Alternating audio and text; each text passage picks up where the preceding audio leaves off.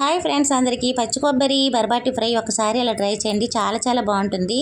దానికోసం స్టవ్ మీద కళాయి పెట్టి పచ్చెనపప్పు, జీలకర్ర, ఆవాలు, ఎండుమిరపకాయలు, అలానే అల్లం, వెల్లుల్లి, కరివేపాకు వేసుకొని 1 నిమిషం పాటు తాలింపు బాగా వేగనివ్వాలండి. ఈ తాలింపు వేగిన తర్వాత 2 చిన్న సైజు ఆనియన్స్ సన్నగా తరిగి వేసుకోవాలి. ఇవి కూడా బ్రౌన్ కలర్ వచ్చేంత వరకు వేపిన తర్వాత మనం కట్ చేసి పక్కన పెట్టుకున్న బర్బాటి ముక్కలను కూడా వేసి కొంచెం పసుపు, రుచికి తగినంత సాల్ట్ వేసుకొని బాగా కలుపుకుంటూ మూత పెట్టుకోవాలి. స్టవ్ని మీడియం ఫ్లేమ్లో పెట్టి 5 నిమిషాల పాటు మగ్గిస్తే ఈ బర్బాటి ముక్కలు చక్కగా మగ్గిపోతాయి. ఇప్పుడు దీనిలో 1/2 teaspoon garam masala powder, అలానే కారం వేసుకొని ఒకసారి కలుపుకోవాలి. మొత్తం కలిసిన తర్వాత ఇందులో మనం తురుముకున్న కొబ్బరి కూడా వేసుకొని ఒకసారి కలుపుకొని ఇంకో 2 నిమిషాల పాటు కనుక మగ్గించుకున్నామంటే టేస్టీగా బర్బాటి కొబ్బరి రెడీ అయిపోతుంది. మీరు ఒకసారి ట్రై చేయండి.